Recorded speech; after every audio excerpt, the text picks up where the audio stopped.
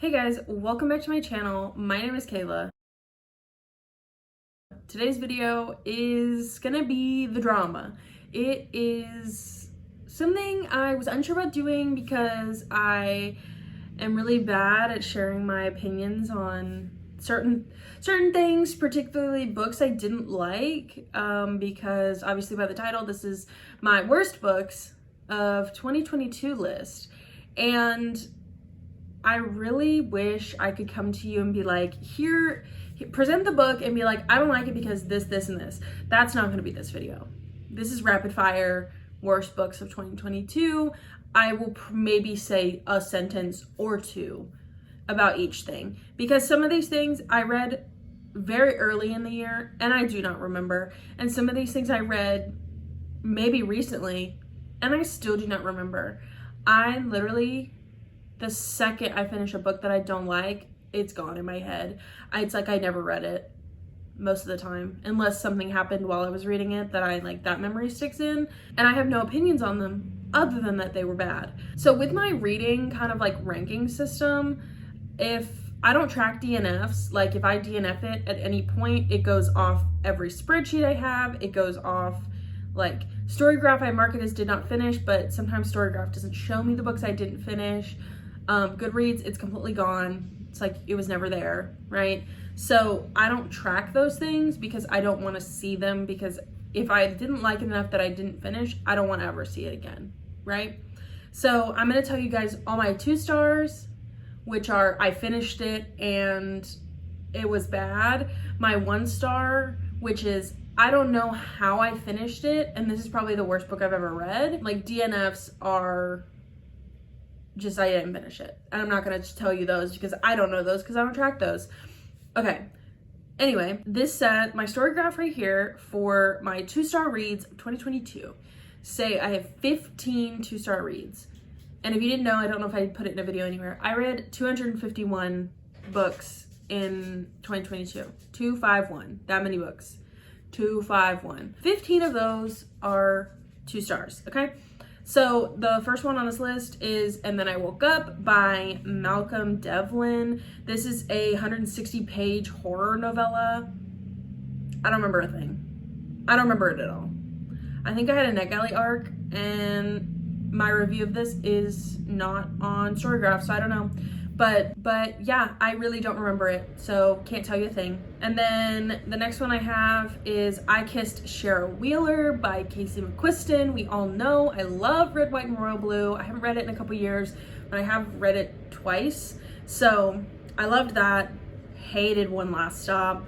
So I did not like I Kissed Cheryl Wheeler. I'm too far removed from that young adult romance contemporary stuff. Like, I liked it because it was LGBT, but like, it had nothing else for it. I don't care. Like, it wasn't good. I feel like one of the characters had an awful parent.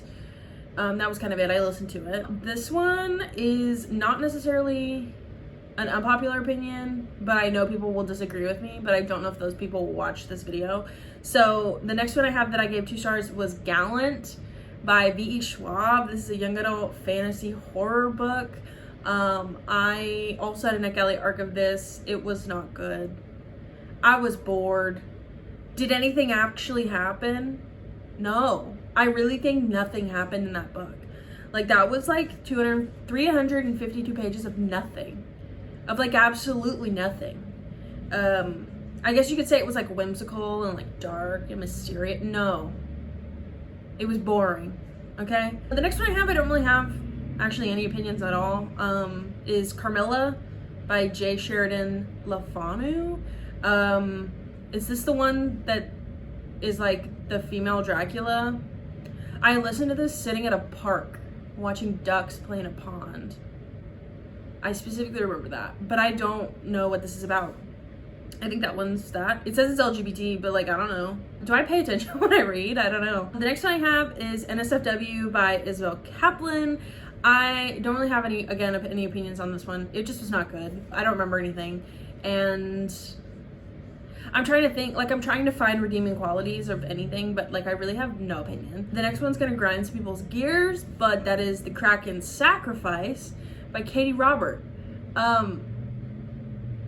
These monster romance books do not do anything for me. We know I didn't like the dragon book. Sorry, Danielle. But this Kraken book was worse. He had too many tentacles. He should have had none. And he had too many. And I didn't like it. And didn't like the plot either. I don't know. Next I have is not necessarily controversial. I feel like a lot of people don't understand this book, and I was one of them. I was not smart enough for this book, but that was Beloved by Toni Morrison. I really wish I loved this one. It didn't make sense, and I didn't get it, and I'm just an idiot. The next one is The Chain by Adrian McKinty. This one is a crime mystery thriller. I specifically remember that like a kid gets kidnapped and the parent has to go through the chain of like getting the kid back, but then stealing another kid to give to the kidnapper, and then the chain just keeps going. Like you have to provide a child to get your child back. I don't know. It wasn't that good. It was fine. I wasn't spooked. I was spooked at one point. I specifically remember being spooked at one point, but not anything to write home about. The next one is Polar Bears Past Bedtime, which is Magic Tree House number 12 by Mary Pope Osborne.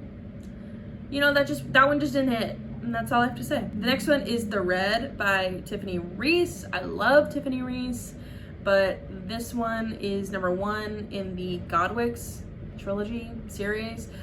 You can read these out of order. They're like companions. I read The Pearl, which I think is number 3 first, and I really liked The Pearl, so I thought that I was gonna like the other ones, but this one did not hit. Next one I have is Beneath the Starlit Sea by Nicole B. I don't have any opinions on that. I'm not even gonna talk about that. It's in a vlog somewhere. You can see my opinion there. The next one I have is Fangirl Volume 2, the manga. This one, I loved the first volume because I do love Fangirl.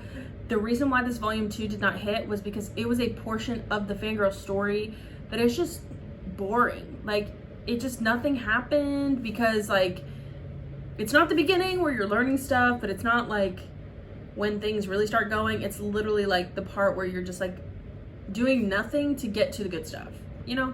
So it just wasn't good. And then I have My Dad's Best Friend, A Touch of Taboo number 3 by Katie Robert.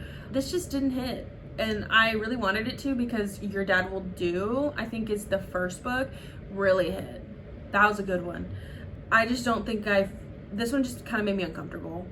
That's it. The next one I have is Haven by Emma Donoghue. This is the most boring book you'll ever read, and I feel like a lot of people, like a lot of older men, might like this. This is literally about like a monk in like the 15th century or something.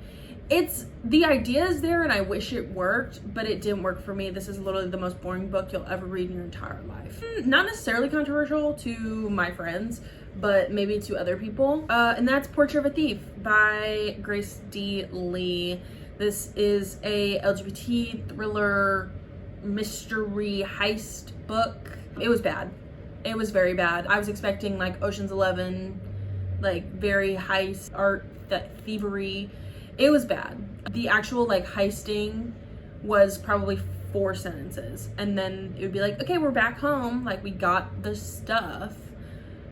Like I wanted them to be like, okay, here's how we did everything, and then we went in, and then we did this and this and this and this. Not like, yeah, so and so got the painting and we left. Like, that's not fun. That's stupid. So yeah, that's my opinions on my 2 stars. Let me know down below if you agree or disagree with any of those, because I think it's funny to hate something and have other people love them. Thank you.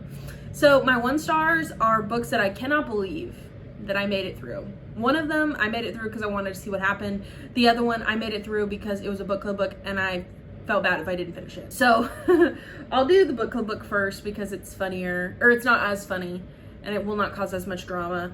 But that is The Library at Mount Char by Scott Hawkins. This is a horror fantasy book. Yeah. I don't know what happened. It was really bad. It was confusing. Nothing made sense. I do not recommend, like, literally to anybody. I think Lizzie was the only one that liked it the most. And even then, I don't think she liked it a lot. But like, this was bad.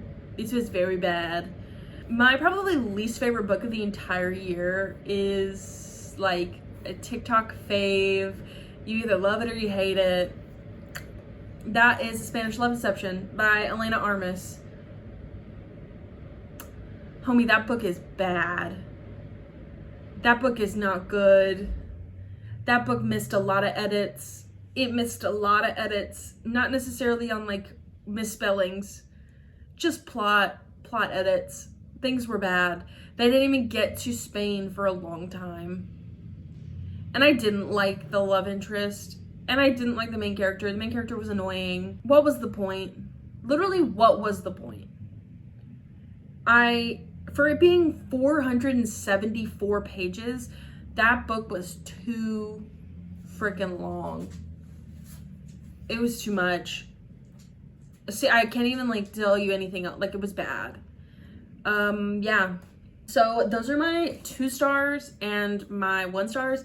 That is such a not good number. That's what, 17 books out of the 251. But like 17 out of 251 being 2 and 1 star, like that doesn't seem that bad.